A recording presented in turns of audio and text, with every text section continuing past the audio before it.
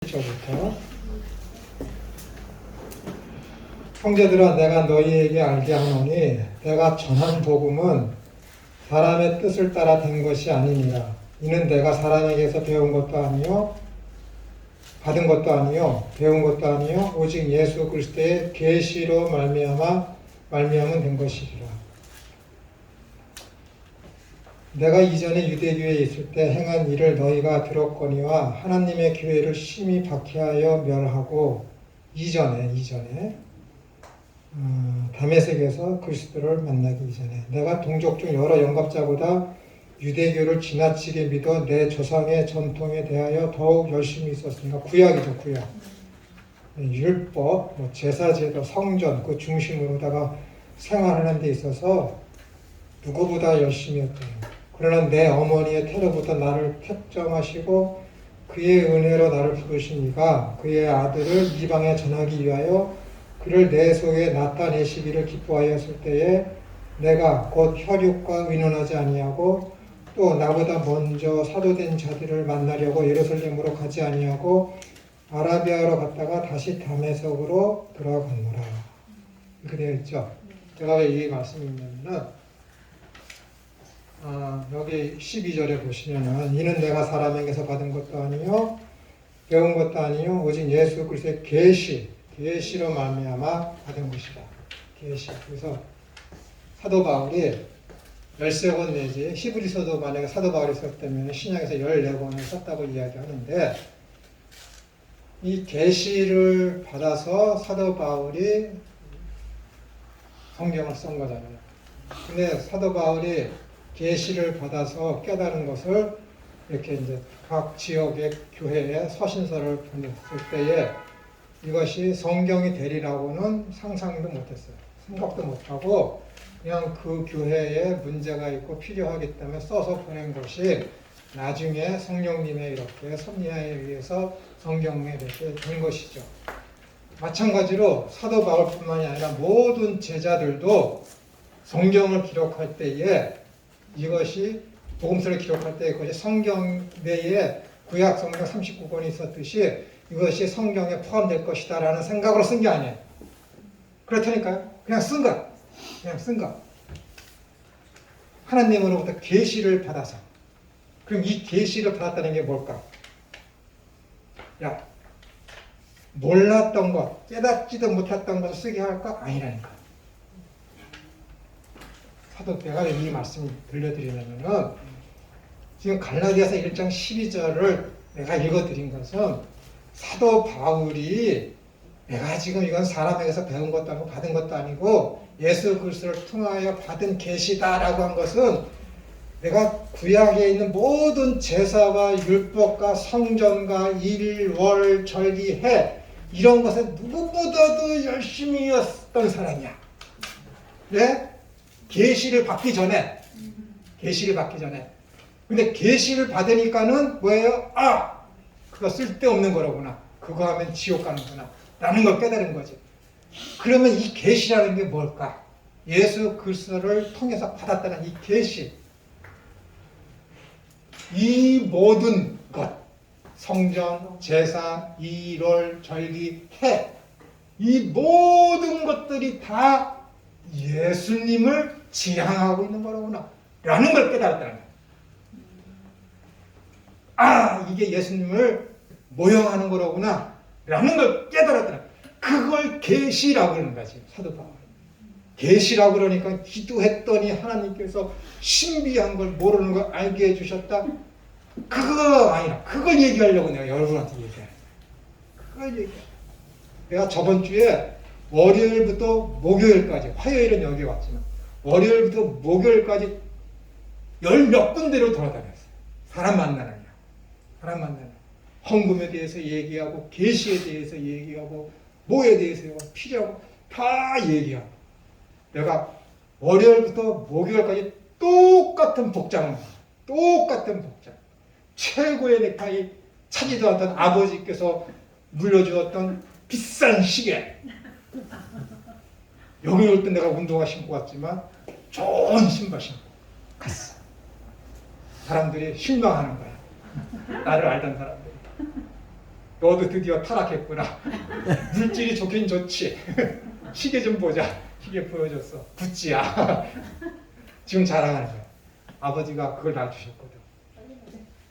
놀라는 거야. 네가 그런 걸 참.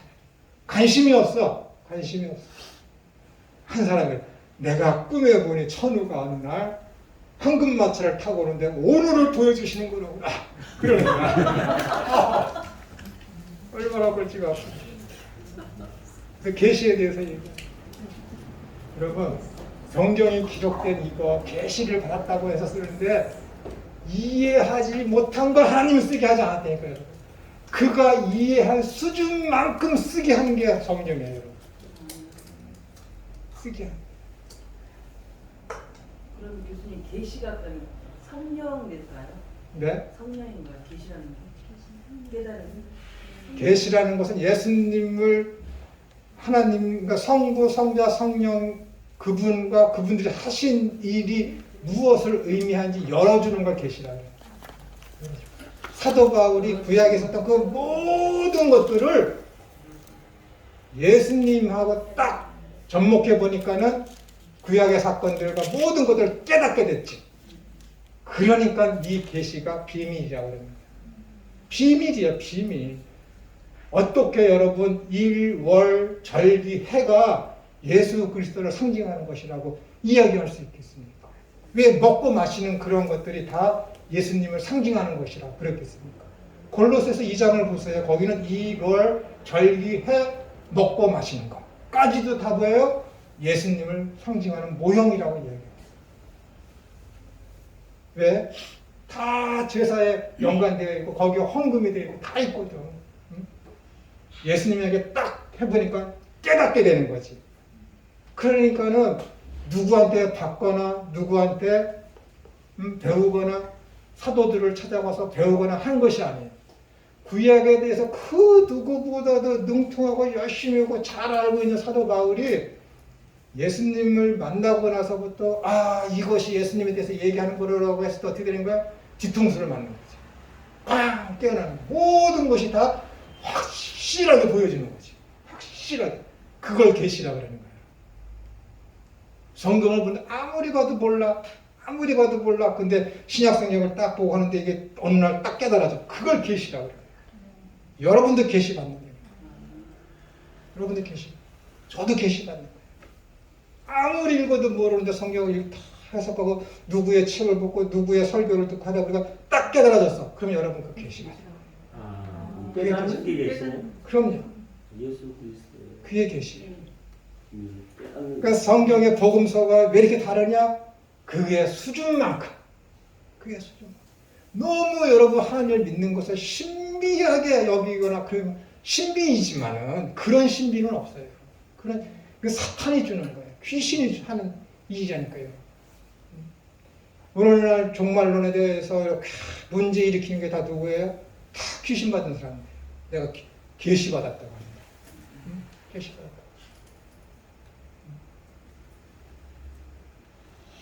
신비라는 것은 내가 예수님을 믿은 게 신비입니다. 어떻게 죽었다고 살아났는데 그걸 누가 믿어요? 그게 신비죠. 어떻게 죽었는데 예수님이 재림하시게 되면은 2000년 전에 죽었던 그것은 뼈도 못 찾는데 어떻게 그 몸 그 상태로 부활을 해서 그 몸으로 다 다시 살아난다는 거 어떻게 믿습니까? 저 믿거든요. 여러분 믿으시잖아요. 어떻게 할까? 그 믿어서 믿는 거야? 믿어지기 때문에 믿는 거지. 믿어지기 때문에. 내 속에 성령이 들어오셔서 내 마음을 온유하게 만드셔서 하나님이 하시는 그 모든 말씀을 내가 수렴하게 만드시는 분은 내 속에 계시기 때문에 내가 그것을 믿는 거지. 그게 중생이잖아. 위로부터 거듭나는 거. 그 일. 일어나. 그러니까 어떻게 돼요? 구약에 있는 말씀들을 읽고 이렇게 하면은 그것이 믿어지고 깨달아지고 하는 그런 것들이 역사가 내 안에서 이런 것이 신비이지. 신비이지. 뭐 잠을 잤더니 뭐 했더니 천우가 뭐 황금마차를 타거나 그것이 바로 오늘의 너를 보여주는 거구나. 그 시계에 몇 K야 물어보고.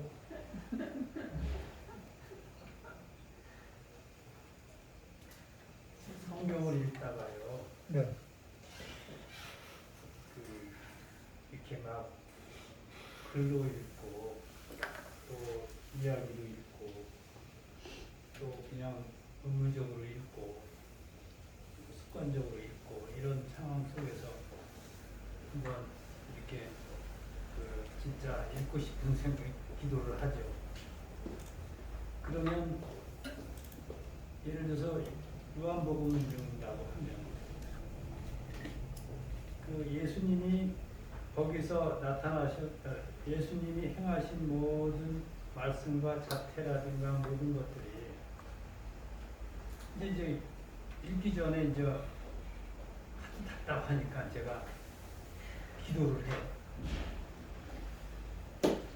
성령의 조명으로 저를 좀 깨닫게 해달라는 식으로 오늘 읽은 성경을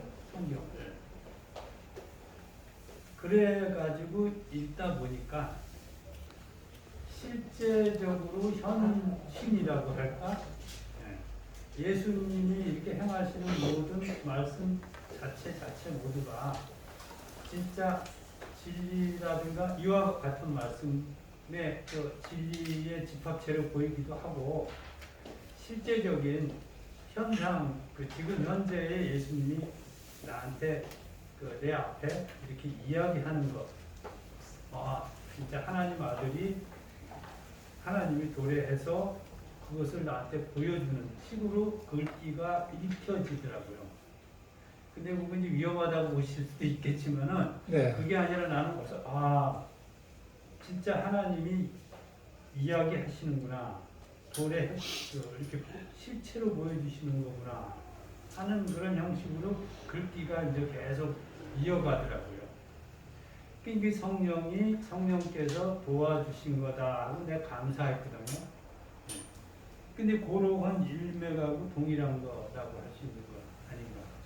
물론 그렇게 될 수 있습니다. 될 수 있습니다. 근데 역사적으로 사도 바울이나 모든 성경에 있는 인물들을 성경을 기록한 사람들이거나 그 이후에 초대교회 요한의 제자인 폴리캅이나 그의 또 제자인 이레니우스나 그다음에 쭉 내려와서 어거스틴이나 기독교에서 이렇게 중대한 어려운 시기마다 중대한 역할을 한 그 사람들은 다 뭐냐면은 기도도 열심히 하고 그랬지만은 굉장히 많이 연구를 한 사람들이에요. 그런 사람들이 성경을 제대로 잘 깨달아서 바른 진리에 서서 그렇게 하지. 신비적인 그런 것들은 지금 우리 형제님이 얘기하는 것처럼 그런 것들은 아까 헌금에 대해서도 얘기했지만은 헌금할 때 사도 바울이 이야기하는 게 뭐냐면은 계획적으로 하는 것은 뭐냐면은 즉흥적으로나 감정적으로나 어떤 교회의 요구에 의해서 억지로 하지 말라는 것이거든요. 그 안에 그런 뜻이 다 포함되어 있는 거예요. 헌금조차도 어떤 감정에 휘말려서 즉흥적으로 하는 것은 옳지 않다라는 거예요. 옳지 않다라는 거예요. 성경 읽고 깨닫기 위해서도 어떻게 되냐면은 이 부분이 이해되지 않는다. 요즘엔 많잖아요. 유튜브를 통해서 찾아서 보기도 하고 책을 사서 찾아서 보기도 하고 나보다 더 먼저 신학을 한 사람 찾아가서 의논도 해보고 담임 목사님 찾아가서 이 부분에 대해서 이렇게 이야기도 해보고 하면서 그것을 깨달아지는 것이 오히려 더 빠르고 현명한 방법이에요. 그것이 질서 있는 것이고. 그런데 기도를 통해서 이렇게 하면 그런 것들이 좀 어떻게 즉흥적이며 감정적인 그런 쪽으로 흘러갈 수 있는 요소가 굉장히 많이 있습니다. 그런 것들은 성경에서 굉장히 그러면 주의해야 된다고 이야기하고 있는 거예요.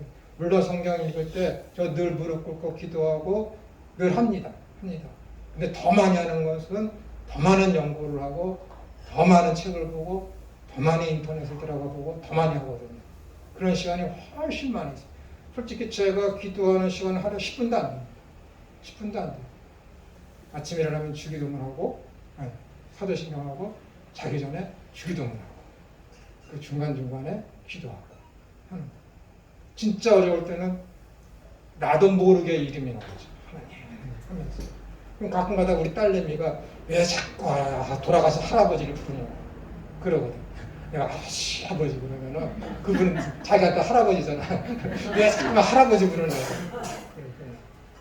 나도 모르게 나오는 거예요. 좋은 기도 뭐 하기 전에 기도하고 하는 건 좋지만은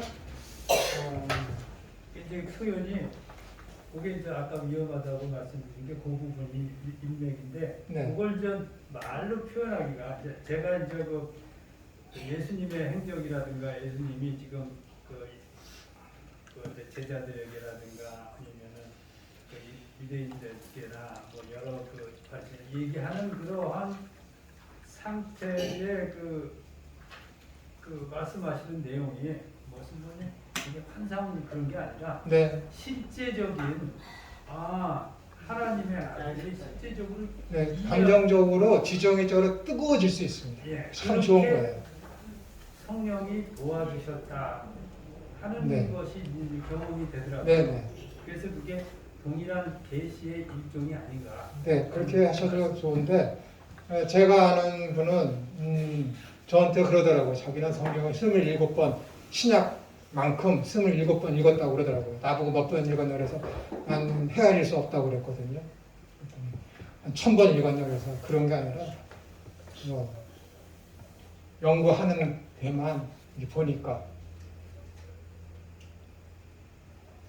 저한테 그 사람이 뭐라 그러냐면은 자기가 성경을 읽는데 진짜 성경 말씀이 꿀송이보다도 달게 느껴졌다고 그러더라고요. 그래서 성경 읽는데 하루 종일 읽었대. 하루 종일. 그래서 뭐 며칠 만에 성경 일독을 하고 뭘 일독을 하고 그러더라고요. 그런데 중요한 건 뭐냐면은 성경 얘기하잖아요. 다 지 마음대로.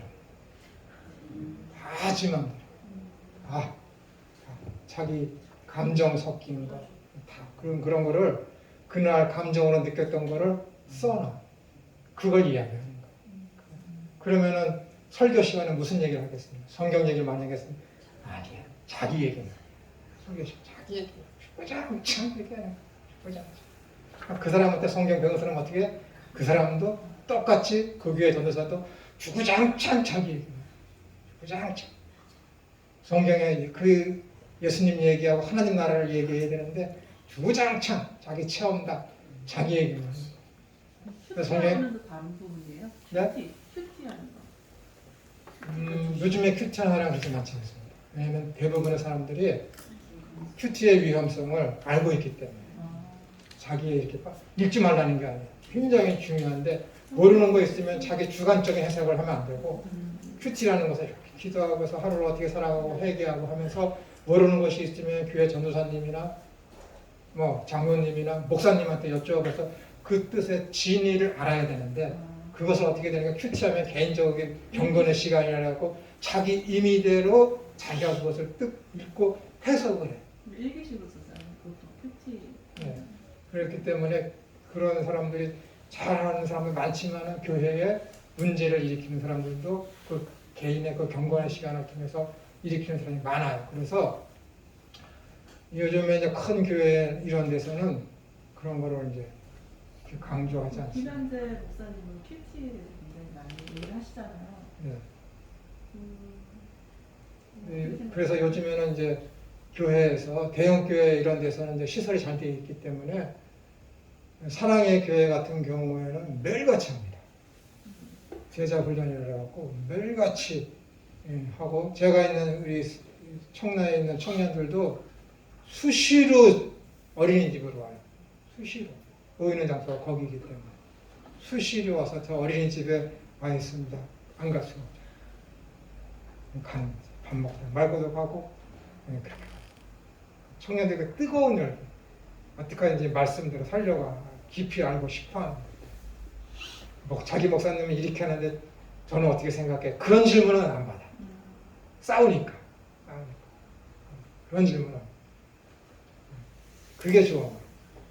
자기 혼자 이렇게 자기 임의대로 하게 되면은 그것이 오류에 빠질 심각성이 있어요. 그렇기 때문에 본교에 있는 전도사님이나 목사님한테 찾아가서 할 때에 그 교회를 함께 든든히 세워가는데 큰 힘이 될 수 있는 거죠. 전도사님이나 목사님들 괜히 있는 게 아니에요. 그 일 하라고 있는 거예요. 그 일 하라고 하나님이 세우신 거예요. 아멘. 열심히 하는 사람들 보면은 굉장히 고맙습니다. 굉장히 고마워요. 할까요? 이제 19조? 19조. 다 받으셨죠? 새로운 거요. 사도신경 교회의 속성, 본질에 대해서 이제 살펴보겠습니다. 사도신경은 교회의 거룩성과 보편성만 언급하고 있지만 최초의 공식적인 세계교회 신조인 니케아 신경과 콘스탄티노플 신경은 왜 이렇게 되냐면은 콘스탄티노플 신경에서 성령과 교회에 대한 고백이 좀 더 구체화되어서 나타나고 있습니다. 추가되었다고 할 수 있죠. 하나의 거룩하고 세계적이며 사도적인 교회를 고백하였습니다. 여기 네 개가 있죠. 하나, 교회의 통일성, 단일성, 거룩하고 세계적이며 라는 것은 뭐예요? 보편성, 사도적인 교회, 말씀에서 통해서 교회가 세워졌는가 안 세워졌는가 하는 것, 네 개를 고백하였습니다. 이 고백은 이후에 교회를 나타내는 교회의 4대 속성으로 수용되었습니다. 그것은 통일성, 거룩성, 보편성, 그리고 사도성입니다.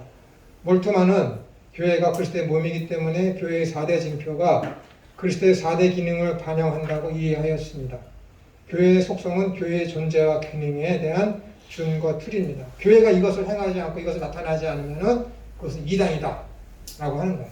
지금 얘기 4대 속성이. 교회는 신약에 있어서 많은 그림으로 비유되어 있습니다. 하나님의 피로 사신 것, 하나님의 성전, 하나님의 가족, 하나님의 집, 하나님의 교회, 예수 그리스도를 토대로 한 건물, 예수 그리스도를 목자로 하는 양떼, 그리스도의 신부, 성도의 공동체 등 새로운 피조물 등 또 촛대로도 비유되어 있는데 그것은 이 세상에 대한 사명에서 그렇게 촛대로다가 비유되고 있는 것입니다. 뿐만 아니라 그리스도의 지체로서의 교회로도 표현되고 보이지 않는 교회로도 표현되는데 이는 보이는 교회에 대하여 보이지 않는 과거, 현재, 미래의 참 그리스도인에 의해 구성되어 주님을 맡게 될 것을 말해주고 있는 것입니다. 폴 미니어라는 사람은 그에 대해서 이미지 오브 더 처치 인 더 뉴 테스트먼트에서 교회에 대한 신약의 이미지 96가지를 열거하였습니다. 그 모든 이미지들은 교회의 풍요하고 역동적인 측면들을 표상하고 서술합니다. 인터넷에 치면 나올 거예요. 이 사람 폴 미니어가 쓴 거. 교회의 본질적 성격은 그 주인님의 머리이신 예수 그리스도와의 관계에 있습니다. 그러니까 교회가 예수 그리스도와 관계가 없으면 그건 교회가 아닙니다. 교회에 보면은 어느 교회죠? 요한계시록 2장에 나타나는 볼지어다 내가 문 밖에 서서 문을 두드리는 누구든지 내 음성을 듣고 문을 열면은 나는 들어가 그와 더불어 먹고 마시리라 라는 거 있잖아요. 이거는 사람들이 볼 때 어떤 한 사람들의 개인 구원을 위해서 복음 전도할 때 그 문구를 쓰잖아요. 그렇죠? 이건 그렇게 쓰는 게 아니에요. 요한계시록은 지금 뭐예요? 사도 요한이 교회에게 어느 한 불신자나 개인에게 이걸 쓰는 것이 아니라 교회에 이 교회에 미친 교회가 예수님의 음성을 듣지 않는 거예요. 예수님을 막아버리는 예수님이 없는 교회. 그럼 그 교회에 대해서 내가 문 밖에서 기다리는 거예요. 문 안에서 얘기하는 것이 아니라 문 밖에 서서 교회를 두드리는 거 얼마나 슬픈 일입니까? 머리이신 예수님이 지금 밖에서 지금 문을 두드리더니 제발 내 음성을 듣고 문을 열라 이 교회들아. 얼마나 안타까워. 오늘날의 교회가 그런 거 아니에요. 머리이신 주님이 와서 했는데 그 말을 듣지 않고 순종하지 않고 자기 배만 채우고 교회 크게만 지으려고 하고 하는 거예요. 자기 교회 명성만 높이려고 하고 일한 거 자랑만 하려고. 그런 교회에 대해서 예수님께서 볼지어다 내가 문 밖에 서서 두드리려니 하는 거예요. 그러니까 이것은 개인을 향해서 사도 요한이 복음 전도를 위해서 쓰라고 하는 게 아닙니다. 유명한 교회에 대해서 쓰는 것이죠. 그러니까 사도 요한이 말년에 대해서 계시록을 쓰면서 이 7 교회에 쓴 것은 이 교회는 다 어디에 있는 거야? 지금 터키 지방에 있는 거예요. 사도 요한이 에베소 교회에서 있으면서 나머지 6교회, 총 합해 7교회를 돌아다니면서 지금 그 늘 나이 먹은 나이에 그 얘기를 하는 거지. 편지를 쓰는 거야. 너희 교회 이런 문제 있고 저런 문제 있고 있는 거야. 어떻게 혼자서 7교회 지역을 돌아다니면서 그 넓은 광활한 데를 돌아다니면서 그때 차도 없고 그랬을 텐데 했는데 응? 대단한 열정 아닙니까? 대단한 열정 아닙니까?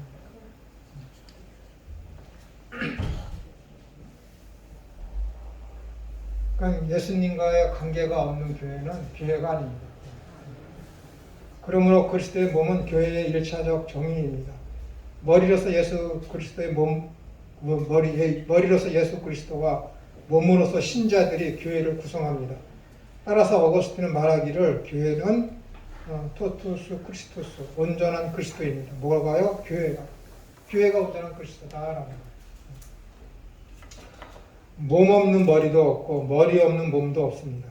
몸이 그 머리로부터 명령을 받는 행동기관인 것처럼 그리스도의 몸인 교회는 그 머리와 주인이신 그리스도에게 완전한 순종이 요구됩니다. 그 결과 교회는 사명을 수행하는 교회입니다. 그리스도의 명령 자체가 교회의 사명입니다. 교회가 그리스도의 말씀에 순종하지 않으면 그것은 더 이상 교회가 아닌 것입니다. 교회의 교회다움과 교회의 거룩성은 그리스도께 대한 순종을 통하여 나타납니다. 그러니까 거룩이 뭘까? 고민할 필요 없습니다. 하나님 말씀에 대한 순반응, 순종하는 것. 그것을 그냥 거룩이라고 하면 돼요. 믿음이 뭘까? 그냥 예수님이 말씀하신 것에 대한 순종. 그것을 믿음이라고 보시면 되는 거예요.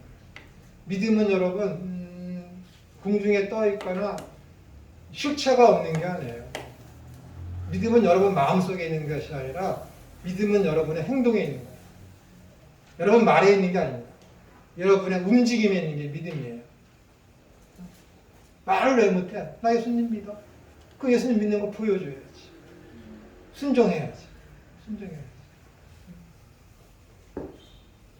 왜 고난받아도 기뻐하는 게 그리스도인이라는데 왜 슬퍼하고 왜 좌절하고 왜 낙망하고 왜 원망하고 왜 미움이 생깁니까?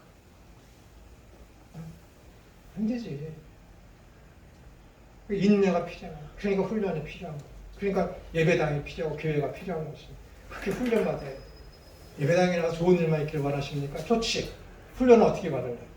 세상에 나가서 만사형통하고 싶으세요? 훈련은 어떻게 받을래요? 인내를 어떻게 훈련받을래요?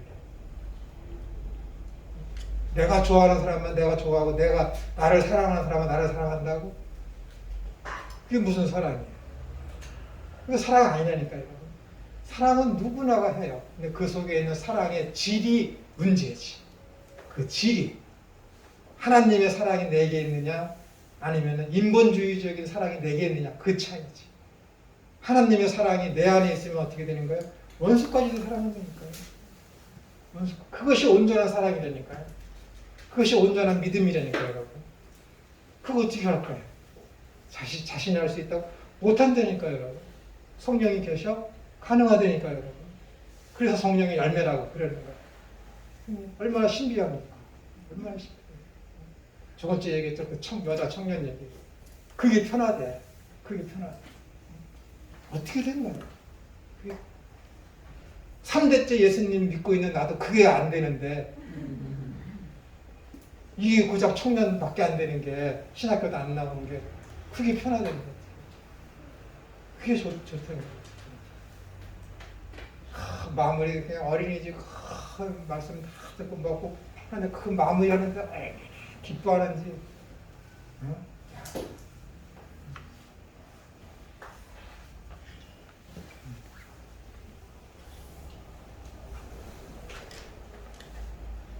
그러니까는 교회의 거룩성은 예수님에 대한 말씀에 대한 순반응을 가지고 거룩성이라고 그래요. 믿음이 뭐라고요? 순종이라니까요. 순종이라니까. 그 교회는 그리스도의 지체 또는 몸입니다. 라는 것은 그리스도의 신비적 연합을 나타내는 구체적인 표현입니다. 이것을 하는 것이 성령님이 내 속에 계시다. 성령님은 내가 마셨다라는 거예요. 신비적 연합. 신비적 연합. 믿음이 생겨. 믿음이 생겨. 얼마나 좋아. 믿음이 생겨. 어느 상황에 있어도 그 하나님에 대한 나라에 대한 소망 때문에 기뻐. 이뤄도 기뻐. 그러니까는 믿음, 소망, 사랑이 항상 함께 갈 수밖에 없는 거예요. 항상. 아무리 생각해도 항상 함께 갈 수밖에 없어요. 하나님 나라에 대한 그 소망. 그 나라가 너무 좋은 거죠. 그러니까 소망하니까 이 땅에 있는 것들이 가볍게 여겨지는 거예요. 가볍게 여겨지는 거예요. 남들 좋은 거 갖고 있고 나는 없어도 그게 아무렇지도 않은 거죠. 아무렇지도 않은 거죠.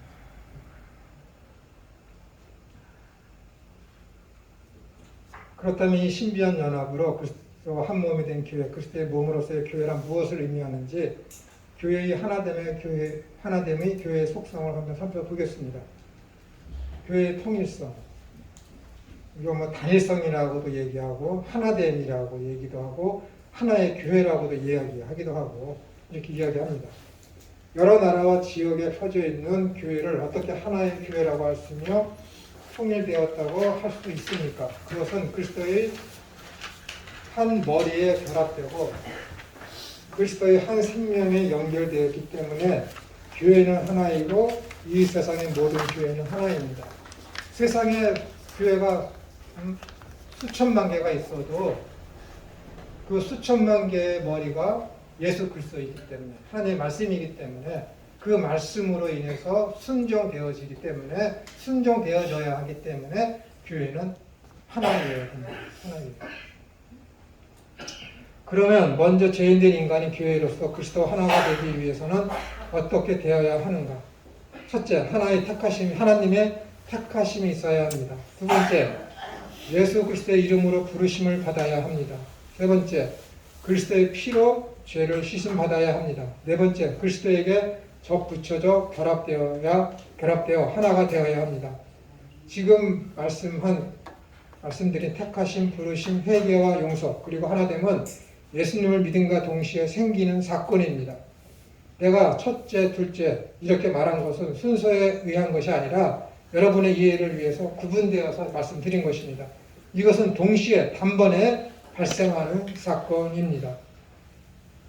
교회의 통일성에 대하여 성경에서는 그리스도는 나무의 줄기이고 구원받은 성도는 그러니까 요한복음 15장에 포도나무 비유 있지 않습니까? 그거 말씀드리는 거예요. 성도는 가지로 표현되고 그리스도는 머리로, 성도는 몸으로 표현되며 그리스도와 교회가 하나임을 말씀하고 있습니다. 이 모든 것이 다 뭐예요? 신비적 연합의 표현을 이제 그림으로 비유적으로 보여주는 것입니다. 포도나무 비유나 지체라는 그것이.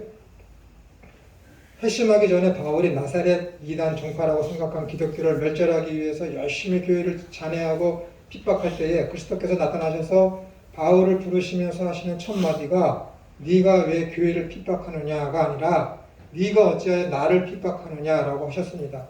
예수님께서는 교회를 자신과 동일시하고 계십니다. 이 사건을 통하여 확실히 알 수 있는 것은 교회가 곧 그리스도의 몸이라고 말할 수 있는 것입니다. 사도 바울이 이런 것을 말씀을 듣고 나서 구약의 모든 것을 예수님께 대한 모형이다라고 하고 거기다 적용했을 때 확실히 깨닫게 된 것이죠. 그러니까 이 예수님의 첫 마디에 의해서 교회가 하나님의 지체로구나, 예수님의 지체로구나라는 것을 아주 강력하게 써 나아갈 수 있었던 것이죠. 교회의 여러 사도들이 편지를 썼지만 아무도 그 지체에 대한 그런 비유로다가 쓰지를 않았습니다. 오직 사도 요한 바울만 그렇게 썼던 것이죠. 이런 예수님의 첫 번째 부르심을 강력하게 깨달았기 때문에 그것이 가능한 것입니다. 그러므로 교회와 그리스도는 하나입니다. 교회가 그리스도와 하나라는 것은 곧 모든 교회가 하나라는 의미입니다. 왜냐하면 모든 교회가 그리스도에 붙어 있는 몸이기 때문에 그렇습니다. 교회의 통일성을 말해주는 성구들은 여기 이렇게 여러 군데 있습니다. 에베소서 1장 22절 23절 5장 30절에서 하나님의 모든 택자들은 그리스도 안에서 모두 한 지체로 연합되어 있다고 선포하였습니다. 그러므로 다시 말씀드리지만 성경은 교회는 하나라고 말합니다. 그래서 에베소서에서 뭐라고 했습니까? 너희는 성령의 하나됨을 힘써 지키라. 성도 개개인도 한 성령을 받고 예수님 한 주로 섬기기 때문에 그 하나됨을 힘써 지켜야 되고 교회도 역시 마찬가지로 그렇게 되기를 힘써 지켜야 되는 거예요. 그러니까 힘써 지키자는 건 무슨 뭐예요? 전투하라는 거야. 전투. 싸우라는 거야. 분열시키는 것에 대해서 싸우라는 거야. 그러니까 교회에 대해서 이 교회는 그리스도와 한 지체다라는 이 개념에서 교회 내에서 일으키는 가장 심각한 문제는 뭐예요? 그럼 교회를 분열시키는 거. 한 지체라는 이 비유에서 교회의 개념을 생각할 때 가장 교회 내에서 심각한 문제는 무엇이냐면은 교회를 분열시키는 거예요. 분열시키는 거. 다툼은 있었지만은 그걸 해결하기보다는 분열을 목적으로 해서 다투는 것들. 그게 심각한 것이라는 거예요. 그런 사람들을 가리켜서 뭐라 그러는 거예요? 성만찬 할 때 너희 그런 거 거리끼는 거야. 참여하지 마. 라는 거예요. 그 의미에서. 저번에 봤어. 그 의미에서 성만찬에 참여하지. 성만찬이 뭘 얘기하는 거야? 그리스도와의 신비적 연합을 묘사하는 그림이잖아요. 실체로다가. 그렇기 때문에 그 성만찬에 참여하지 말아야 될 죄는 뭐냐면은 교회를 지금 분열시키려고 하는 자들. 그놈들은 참여할 자격이 없는 거예요. 그런 사람들이 거리끼는 거예요. 그런 사람들. 그 외에 뭐 내가 뭐 누구한테 돈 주고 떼어먹고 하는 그런 것들 괜찮습니다. 회개하고 하면 되는 거예요. 그런 거 갖고 참여하지 말라는 게 아니에요.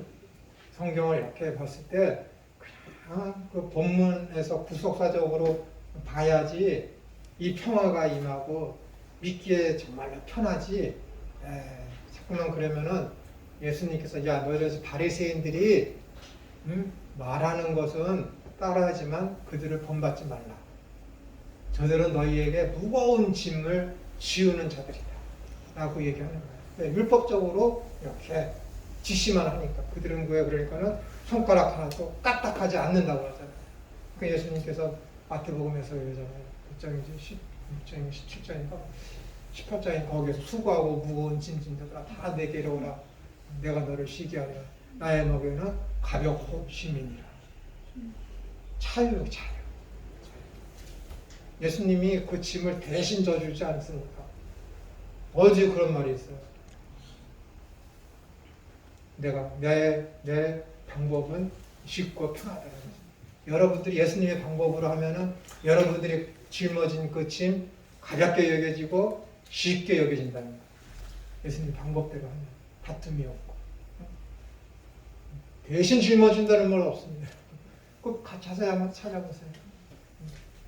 나의 짐은 가볍고 쉽다는 거예요. 오히려 가면 어떻게 돼? 여러분의 짐과 예수님의 짐을 여러분들이 져야 됩니다. 근데 가볍게 쉽대잖아요. 가끔 가다 보면은 내가 왜 목회자가 됐냐면 하면서 예수님께서 자기가 회사 다닐 때 이 말씀을 듣고 예수님께서 내 짐을 대신 져주시는구나 라고 해서 신앙의 길로 와서 목회자가 되었다. 그랬더니 더 어렵더라. 그런 사람들이 있어요. 잘 못 깨요. 성경을 자기가 보고 싶은 대로 보고 해석한 거지. 사람들이 보는 대로만 봐요. 보는 대로 보이는 거예요. 그러니까는 제가 그런 실수를 자주 하는데 물건이 딱 여기 있었어요. 근데 우리 가족 중에 누구 하나가 청소하느냐고 하는 뭐 하느냐가 이거를 이쪽으로 딱 옮겨놨네. 그럼 내가 딱 보는데 없어. 여기 있던 거 어디 갔어? 그러거든. 자주 그래. 조금만 옮겨놨는데 원래 있던 곳에 없으면은 그게 안 보이는 거야. 사람들이 원래 머리에 그리고 생각했던 대로 보거든. 생각했던 대로.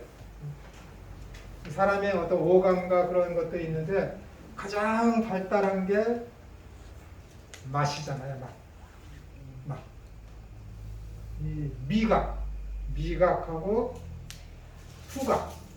이거 보는 것보다, 들은 것보다, 만진 것보다 가장 확실하게 사람들 뇌리에 팍 한 번에 박히는 것이 맛하고 후각이랍니다.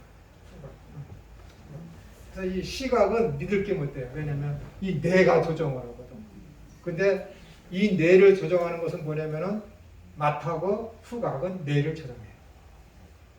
신기하지 않습니까? 그러니까 이 보는 것은 믿을 게 못 돼요. 보는 것은.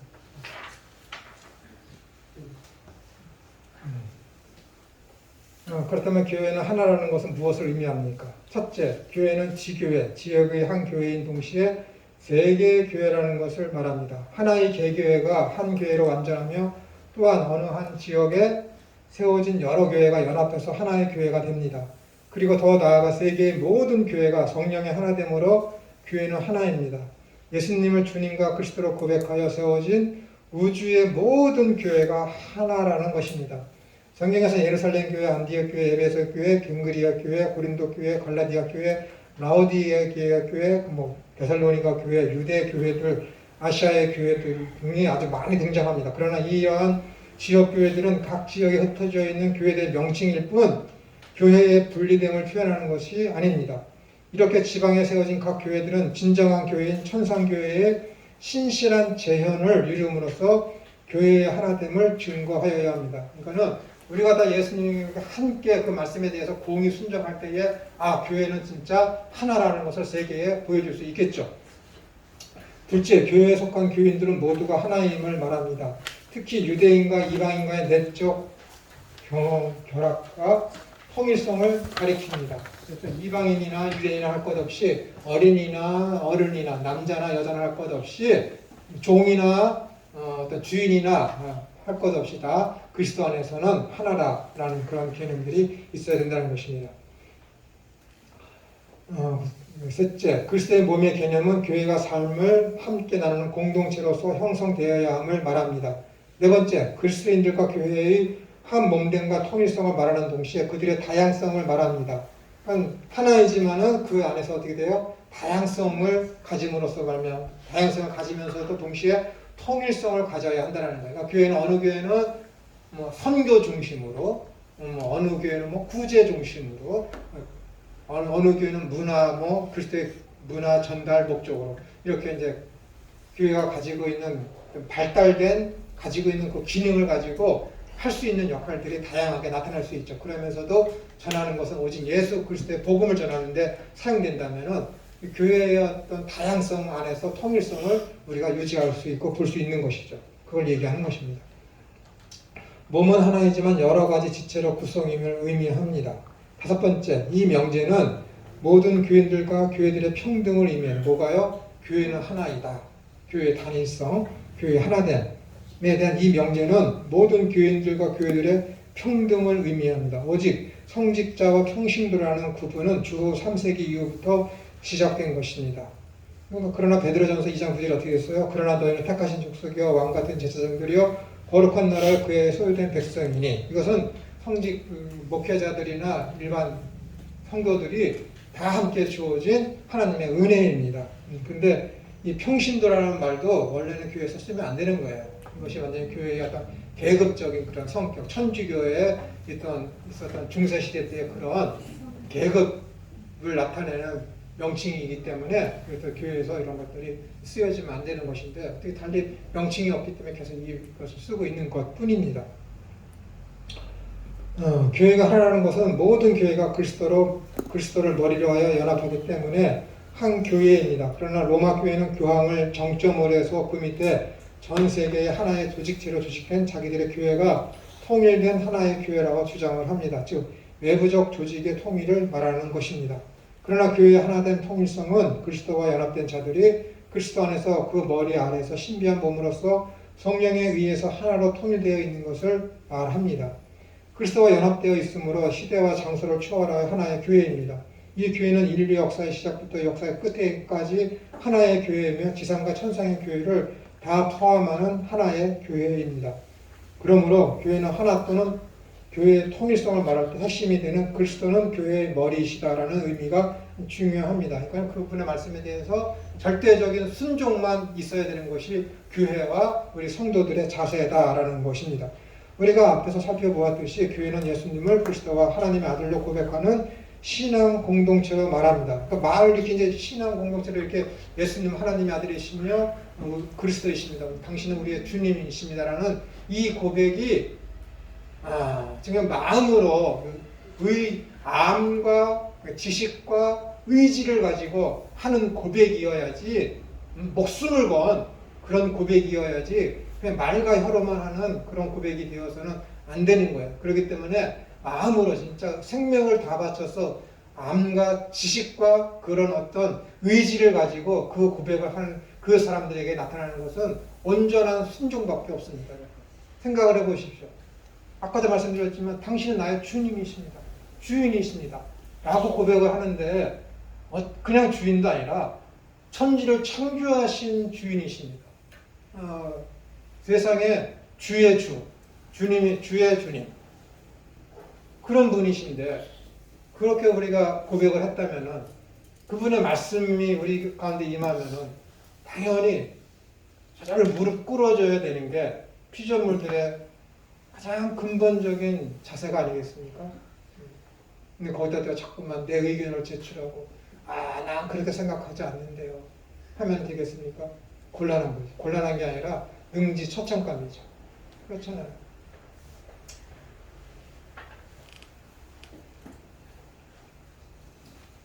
어디 어떻게지? 그러나 하겠습니다. 그러므로 교회는 하나 또는 교회의 통일성을 말할 때 핵심이 되는 그리스도 교회의 머리이시다라는 의미가 중요합니다. 우리가 앞에 살펴보았듯이 교회는 예수님을 그리스도와 하나님의 아들로 고백하는 신앙 공동체를 말합니다. 신자는 이 공동체의 구성원 즉 몸의 지체를 말합니다. 또한 그리스도인이라는 말이 그리스도의 사람 곧 그리스도에게 소유됨을 말합니다. 이것은 그리스도에게 속한 자 또는 그리스도 예수님 안에 있는 자라는 것을 의미합니다. 안디옥 교회에서 처음에 그들이 예수님을 믿었을 때 신사다라고 얘기했고 베레아 사람들은 그런 거 아니한가 살펴보면서 그때에 비로소 그리스도인이다라는 명칭이 생겼다라고 사도행전에서 이야기하고 있지 않습니까? 그러니까 나는 그리스도인입니다라고 얘기하는 것은 그냥 단순하게 나는 교회를 다니는 사람입니다가 아니라 나는 그리스도께 소속된 소유된 자입니다라는 뜻이 나는 그리스도인입니다라는 거예요. 그리스도가 내 종이 아니라 나는 완전히 그분에게 속해 있는 그분의 소유물입니다라는 뜻이 근본적인 본질적인 나는 그리스도인입니다라는 뜻입니다. 얼마나 무서운 거예요, 이 단어가. 나는 그리스도께 속해 있습니다. 종이라는 건 노예라는 것이라니까요, 여러분. 그러니까는 순종이 안 되어질 수가 없어, 안 할 수가 없다라니까요, 여러분. 여러분들이 생애를 살아오면서 신앙의 생활을 하시면서 몇 년을 하셨고 또 몇십 년 하셨는지는 제가 모르지만은 하나님은 우리에게 자비로우신 분이시고 우리에게 온전한 사랑을 베푸시는 분이시지만은 그분은 공의로우신 분이라는 것을 여러분들 절대 잊어서는 안 됩니다. 굉장히 그분은 무서운 분이십니다. 레위기에서 하나님 여호와는 질투하는 하나님이다 그랬어요. 질투하시는 하나님. 그 질투라는 것이 다른 뜻으로는 하나님은 열심 내시는 분이다라는 열심. 여호와의 열심이 이루리라. 이사야서에 2번 나오잖아. 여호와의 열심. 그 열심이 여호와의 질투라는 단어가 똑같은 거예요. 열심. 그 열심이 뭘 이루는 거예요? 예수 자기의 아들을 이 땅에 보내시기 위해서 섭리를 하시겠다는 거예요. 이 경륜을 이루기 위해서 뜻을 이루기 위해서 세상을 섭리하시는 그 일을 내가 열심히 하겠다는 거예요. 열심히. 최선을 다하겠다는 것이죠. 선을 다 이루시겠다는 것이잖아요. 그 단어를 들여서 쓴 것이 여호와는 질투하는 하나님이시다라는 거예요. 그 하나님이 열심을 내서 당신의 뜻을 이루려고 하는데 거기에 대해서 반역을 한다? 그건 죽음입니다. 있을 수 없는 거예요. 생각을 해서 주인은 열심을 내서 일을 하는데 회사 직원이 빈둥빈둥 돌고 있어요. 낮잠 자고 있어요. 창조주 하나님의 섭리라서 열심히 일하는데 이놈은 하나님한테 나 이거 저거 해달라고만 해요. 아무것도 안 하고 어떻게 되겠습니까? 가짜라는 것이지. 가짜라는 것이지. 공의의 하나님이 열심히 일하는 거예요. 그분이 열심을 낸다는 그 말은 당신의 뜻을 이루기 위해서 모든 것을 다 바치는 거예요. 누구까지? 당신의 독생하신 아들 예수를 주기까지. 그렇게 열심을 내서 일을 하시는데 우리가 가만히 있을 수 있습니까? 순종하지 않을 수가 있습니까? 있을 수가 없는 거예요. 학자들이 얘기합니다. 예전에는 하나님의 언약은 2가지밖에 없다라고 이야기했습니다. 그 언약이 뭐냐면 행위 언약과 은혜 언약이라는 거예요. 행위 언약은 율법을 통해서 주어진 첫 번째 행하면 살고 행치 않으면 죽는다. 그 행위 언약. 은혜 언약은 뭐예요?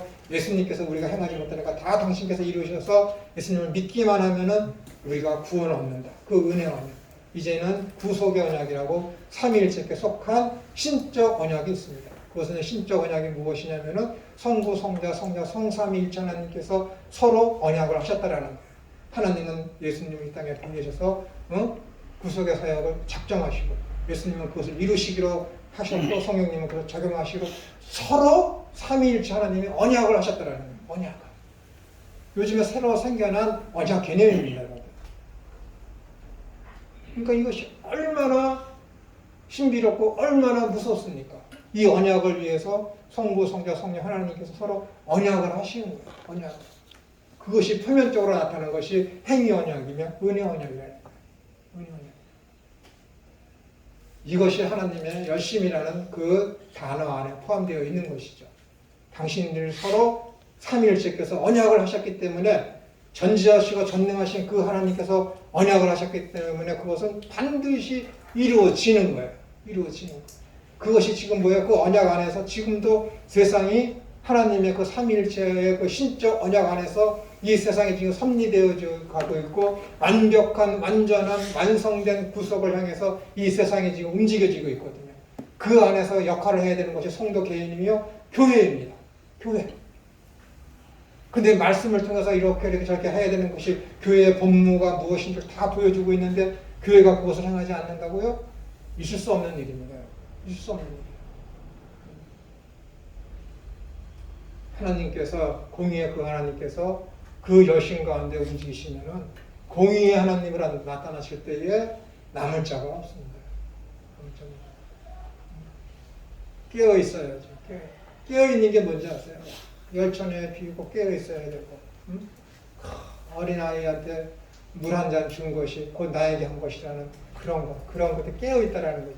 그 근본 밑바탕은 사랑입니다. 이웃에 대한 사랑, 하나님에 대한 그 사랑. 그 사람들을 가지고 깨어있다라고 얘기합니다. 깨어있다. 하나님 나라에 대한 소망이 없는데 어떻게 하나님을 사랑할 수 있겠습니까? 하나님의 나라에 대한 소망이 없는데 어떻게 믿을 수 있습니까? 어떻게 믿음의 생활을 계속해 나갈 수가 있겠습니까? 제가 전에 말씀드렸죠. 하나님은 사랑이시며 그분이 우리에게 소망을 주셨고 하나님 나라 완성해 주는 그 소망을 주셨고 그것을 우리가 하나님께서 믿게 하신 거예요. 그러니까 믿음이 어떤 유기적 관계 속에서 인간을 향해서 가장 처음에 맞닥뜨릴 수 있는 것은 무엇이냐면 믿음입니다. 믿음. 믿어요. 이 믿음이 뭘 믿냐면 그 하나님 나라가 있다는 것을 믿고 그런 사람들이 어떻게 되는 거예요? 하나님을 사랑할 수 있는 것입니다.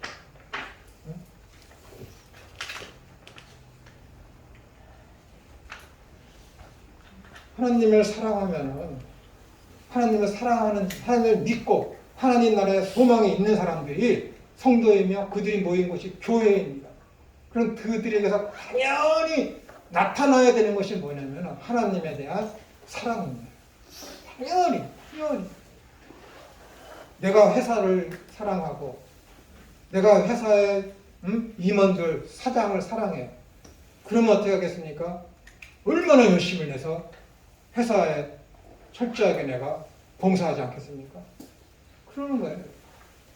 근데 교회가 성도 개개인이 하나님의 말씀에 대해서 귀담아 듣지도 않고 배우려고 하지도 않고 행하지도 않고 순종하지도 않아. 그게 사랑하는 겁니까? 안 하는 거야. 사랑이 없으면 뭐가 없는 거야? 소망도 없는 거야. 소망이 없으면 뭐도 없는 믿음도 없는 거야. 그러니까 가짜라는 거야. 그러니까 믿음, 소망, 사랑 항상 그래서 함께 하는 거야. 항상.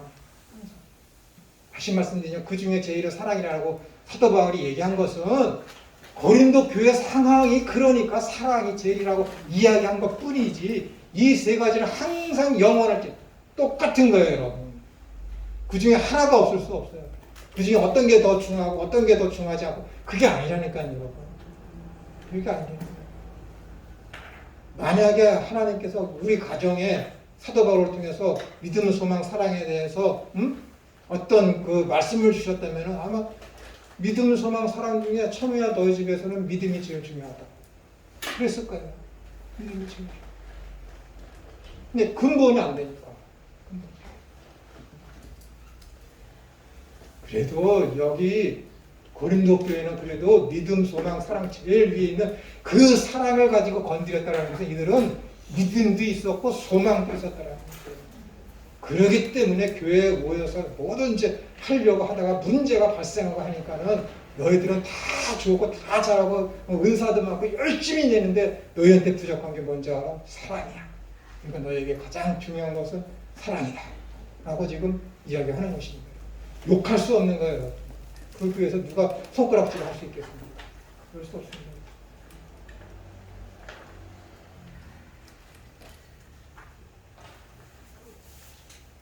그러면 그리스도의 교회라는 말은 무엇입니까?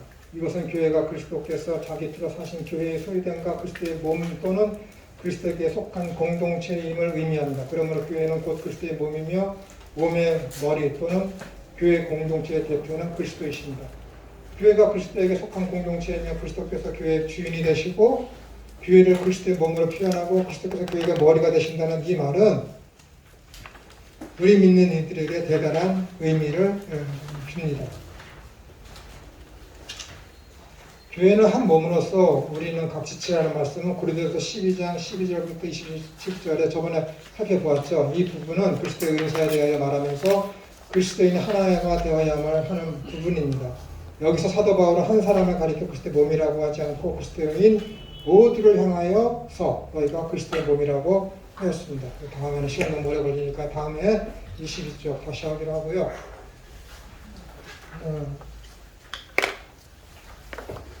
교회의 속성이 네 가지가 있지만 지금 우리가 살펴보고 있는 그리스도 교회는 그리스도의 몸이다.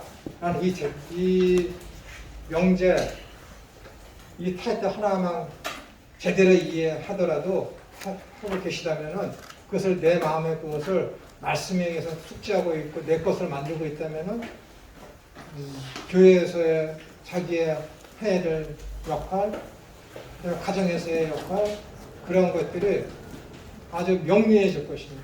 하나밖에 없을 때 그것은 교회의 하나됨. 문제를 내가 일으키지 않으려고 하는 것. 문제를 일으키지 않으려고 하면 어떻게 되겠습니까? 잘못하는 사람들 있으면 이해하고 용서하고 해야죠. 그것이 교회에서뿐만이 아니라 교회에서는 천사인데 집에서는 악마가 돼서는 안 되잖아요. 그렇지 않습니까? 그러면 참된 성도로서 참된 그리스도인으로서는 삶이 교회에서만 뿐만이 아니라 가정에서도 그것이 이루어져야죠. 아버지라고 해서 권위주의에 빠져갖고 그냥 집사람이 차려주는 음식만 먹거나 딸내미들이 같이 있는데 너는 왜 아버지를 위해서 밥상 안 차리냐 그러면 안 되는 거예요. 시간 많은 사람이 해야 되는 거야. 아무리 내가 아버지이고 하더라도 지금 내 딸내미는 바빠 죽겠는데 너 딸이기 때문에 나 아버지 밥 차려야지 그러면 안 된다니까요. 여러분. 아셨어요 목사님? 아멘. 그래야 평화가 이루어지는 것이지. 그걸 버리셔야 돼요. 그런 생각 버리죠. 시간 많은 사람이 건강한 사람이 약한 사람을 위해서 움직이고 시간 많은 사람이 시간 부족한 아무리 어려운 사람이라도 부인을 위해서 부인이 시간이 많고 남편이 시간이 없어도 남편이 움직여야 돼요. 저는 생각을 그렇게 합니다. 아멘.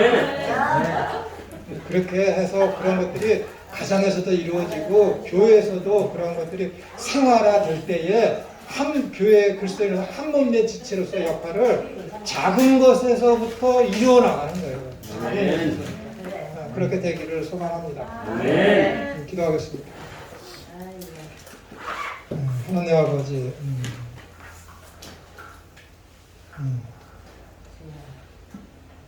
하나님의 그 뜻을 이루시기 위해서 죽기까지 순종하신 예수님을 저희들이 봅니다.